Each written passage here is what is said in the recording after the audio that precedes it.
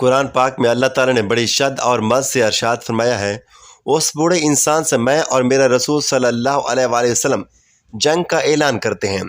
ऐसा बूढ़ा शख्स जिसके बाल सफ़ेद हो चुके हों, जिसकी कमर झुक चुकी हो, जिसकी सांसें धीमी पड़ रही हैं, जिसका चेहरा झुर्रियों से भर चुका है, जिसकी ज़िंदगी की शाम करीब है, मगर वो फिर भी यह बदनुमा अमल करता है। वो नहीं जानता कि उसका ये अमल उसे अल्लाह और उसके रसूल सल्लल्लाहु अलैहि वसल्लम के गज़ब के करीब ले जा रहा है। वो नहीं समझता कि वो अपने लिए जहन्नम की आग का कुआं खोद रहा है। नबी करीम सल्लल्लाहु अलैहि वसल्लम ने फरमाया, इस अमल के 70 दर्जे हैं। उनमें सबसे हल्का दर्जा ऐसा है जैसे कोई शख्स अपनी माँ से जिना करे। यह वो जंग है जिसमें कोई जीत नहीं सकता। यह वो जंग है जिसमें शिकस्त हतमी है। यह वो जंग है जिसका अंजाम जहन्नम की होलनाक आग है। वह भयानक और गुनाहों से लिथड़ा हुआ बूढ़ा ये है। बिस्मिल्लाहिर्रहमानिर्रहीम। अस्सलाम वालेकुम वरहमतुल्लाहि वबरकातुहू।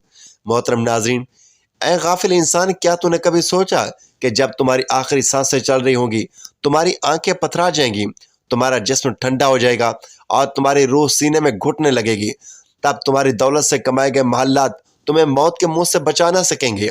उस वक्त तुम्हारे अपने ही हाथ बेजान हो जाएंगे, जुबान लड़खड़ा जाएगी और दिल खौफ से लरज उठेगा, मगर कोई तुम्हें बचाने वाला नहीं होगा। सोचो, क्या तुम अल्लाह से जंग जीत सकते हो? क्या तुम क़यामत के दिन अल्लाह के गज़ब का सामना कर सकोगे?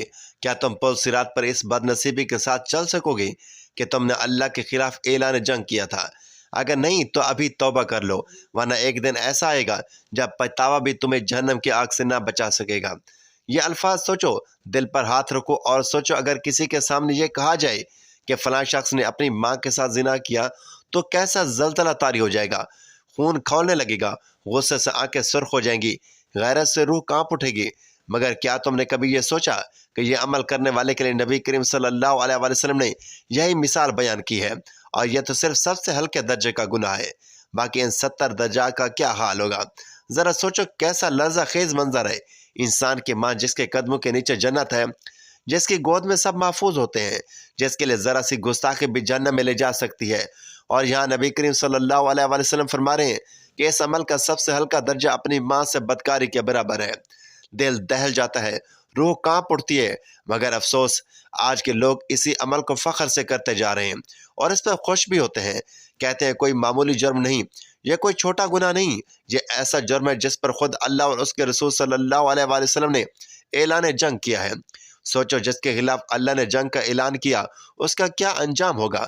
वह ज़मीन पर चैन से नहीं जी सकता, उसका दिल हमेशा से बेसुकून रहेगा, उसका रिस्क बेबरकत हो जाता है, और जब मौत का फरिश्ता उसकी रूह खींचेगा तो वह ऐसा तड़पेगा जैसे कोई कांटों में उलझी हुई रोई को खींचे।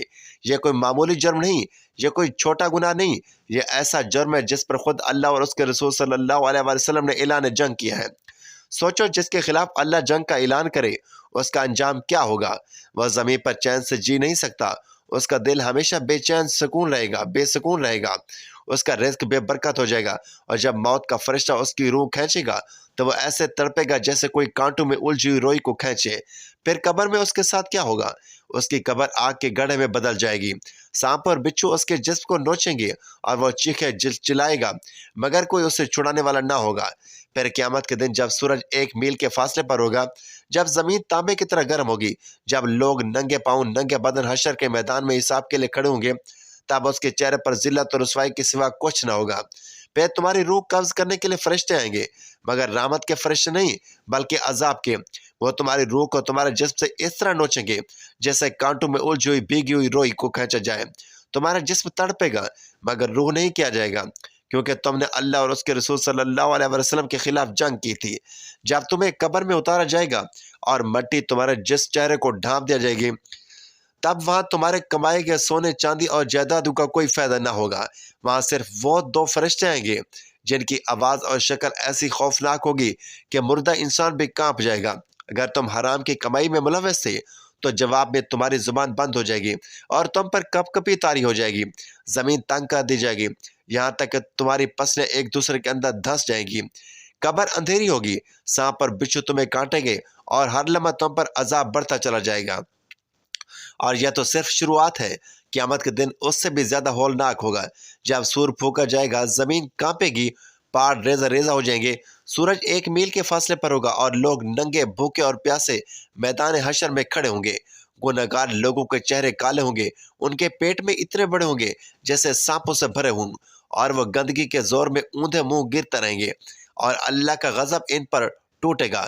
فرشتے انہیں کوڑے ماریں گے اور وہ پکاریں گے، ہائے ہماری بربادی! اے کاش ہم نے اللہ اور اس کے رسول صلی اللہ علیہ وسلم کی نافرمانی نہ کی ہوتی، مگر اس وقت پچھتاوے کا کوئی فائدہ نہ ہوگا۔ پھر پل صراط آئے گا، وہ پل صراط جو بال سے زیادہ باریک اور تلوار سے زیادہ تیز ہوگی۔ اس پل کو پار کرنا ہی جنت اور جہنم کے درمیان فرق کرے گا۔ حکم ہوگا کہ وہ اس پر چلیں گے، مگر جیسے ہی وہ قدم رکھیں گے اعمال ان کا بوجھ بن جائیں گے، ان کے پاؤں لڑکھڑا جائیں گے اور وہ جہنم کی تاریکیوں میں جا گریں گے۔ وہ جہنم جس کی آگ 70 گنا زیادہ شدید ہے، جس میں آگ کے بچھو زنجیریں اور کھولتا ہوا پانی ہوگا۔ کیا تم اس انجام کے لیے تیار ہو؟ کیا تم اللہ کے عذاب کو سہنے کی تیاری رکھتے ہو؟ کیا تم قیامت کے دن اللہ اور اس کے رسول صلی اللہ علیہ وسلم کے سامنے ایسے گناہ کا جواب دے سکو گے جس کو قرآن کے حکم سے حدیث کی روشنی میں روکا گیا تھا؟ تو پھر کیوں اپنے آپ کو بربادی کی طرف لے جا رہے ہو؟ ابھی بھی وقت ہے، اللہ سے سچی توبہ کر لو، ورنہ وہ دن دور نہیں جب کوئی معافی نہ ملے اور صرف پچھتاوا باقی رہ جائے گا، مگر وہ پچھتاوا کسی کام نہیں آئے گا۔ محترم ناظرین، 3 وقت ایسے ہیں جس میں نماز پڑھنا سخت منع ہے، اور اگر کوئی ان اوقات میں نوافل ادا کرے تو اس کی نماز قبول نہیں ہوتی۔ اور سب سے بڑی بات یہ ہے کہ بہت سے لوگ ان باتوں سے بے خبر ہیں، وہ عبادت کر رہے ہوتے ہیں لیکن انہیں علم ہی نہیں ہوتا کہ وہ غلط وقت پر کھڑے ہیں۔ یہ 3 وقت یہ ہیں: جب سورج طلوع ہو رہا ہوتا ہے، جب سورج عین سر پر ہوتا ہے، اور جب سورج غروب ہو رہا ہوتا ہے۔ یہ 3 لمحات ایسے ہیں جن میں نفل نماز پڑھنا سختی سے منع ہے، اور اس کی وجوہات بھی نہایت حیران کن ہے۔ آپ کو جان کر حیرانی ہوگی کہ یہ وہ اوقات ہیں جن میں مشرکین اپنے جھوٹے خداؤں کو سجدہ کیا کرتے تھے، اور نبی کریم صلی اللہ علیہ وسلم نے ہمیں ان کی طریقوں سے بچانے کے لیے ان لمحات میں نماز پڑھنے سے منع فرمایا۔ آپ سوچ رہے ہوں گے کہ اگر نیت اللہ کی رضا کی ہو تو پھر وقت کا کیا مسئلہ ہے، لیکن یاد رکھیں دین اسلام مکمل ضابطہ حیات ہے۔ یہاں ہر چیز کے پیچھے ایک حکمت ہے۔ اگر اللہ اور اس کے رسول صلی اللہ علیہ وسلم نے کسی چیز سے روکا ہے تو اس میں کوئی نہ کوئی راز چھپا ہے، اور اگر ہم اس راز کو سمجھے بغیر عبادت کریں گے تو کہیں ایسا نہ ہو کہ ہم غلطی پر ہوتے ہوئے بھی یہ سمجھیں کہ ہم جو کرتے ہیں، ہم سب کی زندگی بھاگ دوڑ میں مصروف ہے، دنیاوی معاملات ہمیں اس قدر گھیر لیتے ہیں کہ ہمیں اپنی آخرت کا خیال نہیں آتا، اور جب ہم دین کی طرف آتے ہیں تو بھی اپنی مرضی اور سہولت کے مطابق عبادات کرتے ہیں، بغیر یہ سوچے کہ کیا ہمارا طریقہ کار صحیح بھی ہے یا غلط۔ کیا کبھی ہم نے غور کیا کہ نماز کے اوقات کیوں مقرر کیے گئے ہیں اور کیوں کچھ لمحات میں نماز کو منع کیا گیا ہے؟ کہیں ایسا تو نہیں کہ ہم جانے انجانے میں ان ممنوع اوقات میں نماز ادا کر رہے ہوں؟ اگر ایسا ہے تو یقین جانیے یہ بات ہمیں ہلا کر رکھ دے گی۔ آپ میں سے کتنے لوگ ایسے ہیں جو اپنی نمازوں کے معاملے میں لاپرواہ ہیں؟ کتنے ایسے ہیں جو بس وقت ملا فوراً نفل پڑھنے کے لیے کھڑے ہو گئے بغیر یہ دیکھے کہ یہ وقت جائز بھی ہے یا نہیں؟ اور کتنے ایسے ہیں جو عبادت کو بس ایک رسم سمجھ کر ادا کرتے ہیں، مگر دین کے اصل اصولوں کو جاننے اور ان پر عمل کرنے کی کوشش نہیں کرتے؟ یہ وقت جاگنے کا ہے، یہ وقت غور و فکر کرنے کا ہے، یہ وقت اپنی نمازوں کو درست کرنے کا ہے۔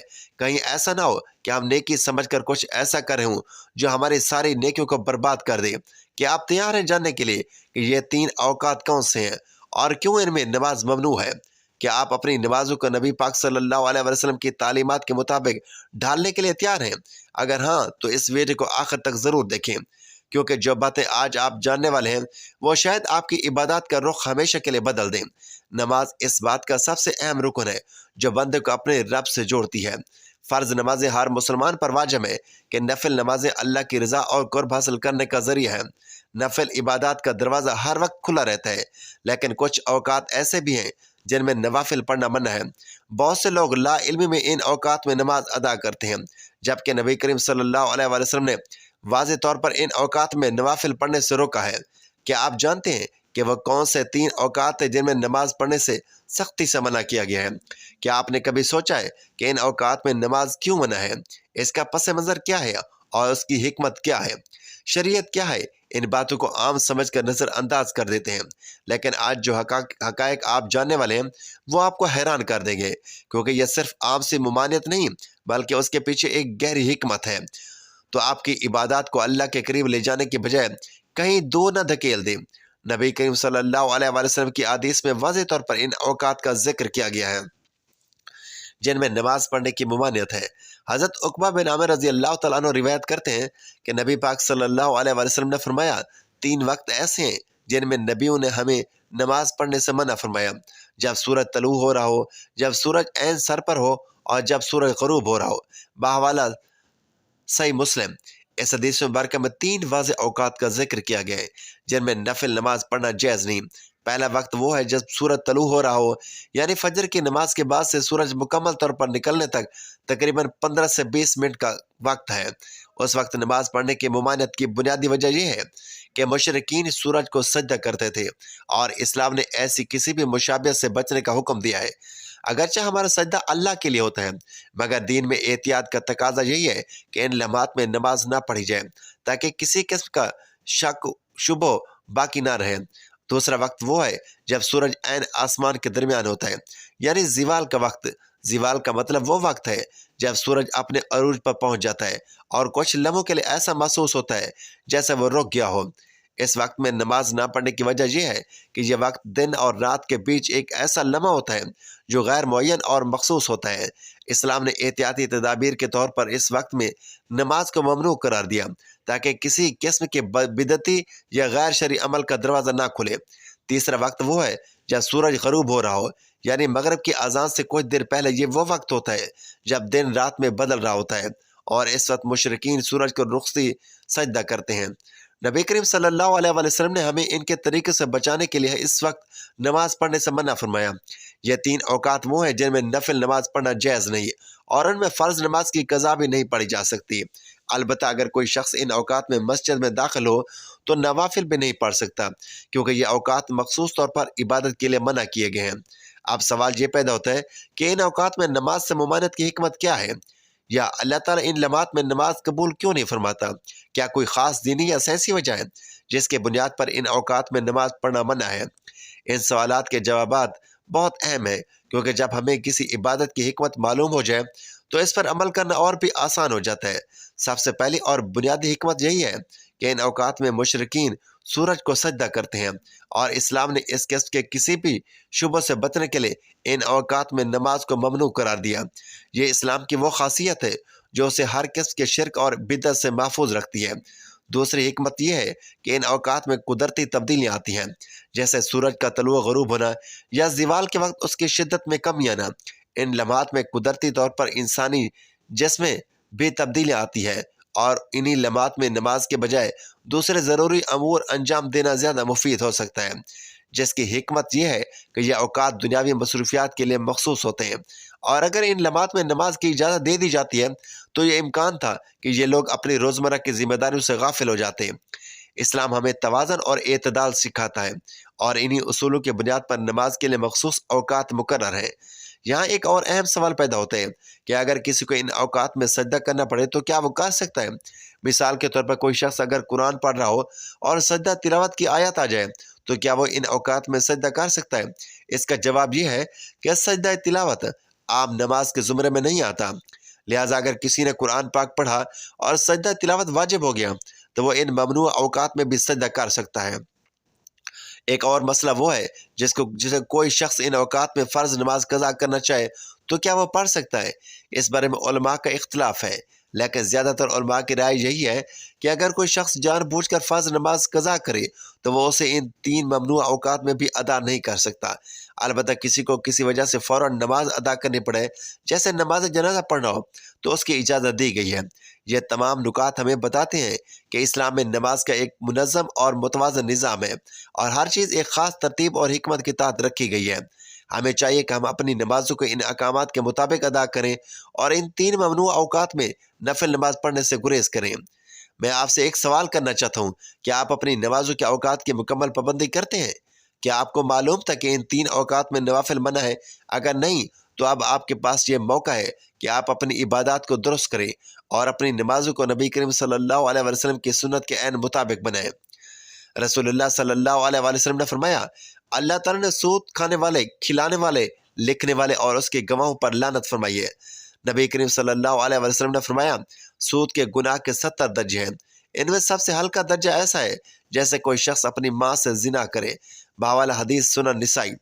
رسول اللہ صلی اللہ علیہ وسلم نے فرمایا، میں نے معراج کی رات دیکھا کہ کچھ لوگ نہر میں تیر رہے ہیں اور ان کے منہ میں پتھر ٹھونسے جا رہے ہیں۔ میں نے پوچھا، اے جبرائیل، یہ کون لوگ ہیں؟ تو انہوں نے کہا، یہ سود خور لوگ ہیں، سود کھانے والے، کھلانے والے اور سود لکھنے والے اور اس پر گواہ بننے والا، سب کے سب برابر کے گناہ میں شریک ہیں۔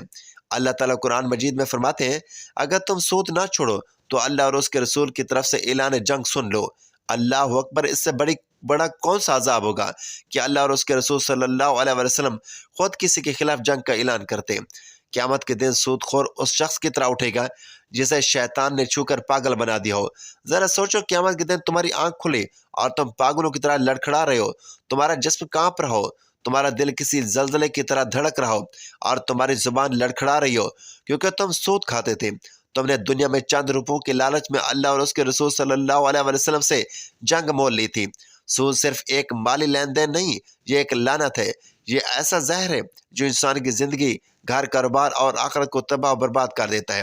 سود کا ایک روپیہ بھی تمہیں اللہ کی رحمت سے دور کر دیتا ہے، تمہارے رزق سے برکت ختم کر دی جاتی ہے اور تمہیں جہنم کی آگ کے قریب کر دیا جاتا ہے۔ کیا تم نے نہیں سنا کہ نبی کریم صلی اللہ علیہ وسلم نے فرمایا، سود کا سب سے ہلکا گناہ اپنی ماں سے زنا کرنے کے برابر ہے۔ سوچو یہ کتنا ہولناک جرم ہے۔ قرآن پاک کہتا ہے کہ جو سود لیتا ہے اور دیتا ہے وہ اللہ اور اس کے رسول صلی اللہ علیہ وسلم سے جنگ کرتا ہے۔ کیا تم اللہ سے جنگ لڑنے کی طاقت رکھتے ہو؟ کیا تم جہنم کی آگ سہ سکتے ہو جس کا ایندھن انسان اور پتھر ہوں گے؟ نہیں تو پھر کیونکہ اس راستے پر قدم رکھتے ہو جو بربادی کی طرف لے جاتا ہے۔ ابھی بھی وقت ہے، اپنے دل کو جھنجھوڑو، کانپ جاؤ، لرز جاؤ اور اس حرام کمائی سے باز آ جاؤ، ورنہ پچھتاوا بھی کام نہ آئے گا۔ ناظرین، اللہ تعالیٰ سے دعا ہے کہ اللہ تعالیٰ ہم سب مسلمانوں کو ان سبق آموز باتوں پر عمل کرنے کی توفیق عطا فرمائے۔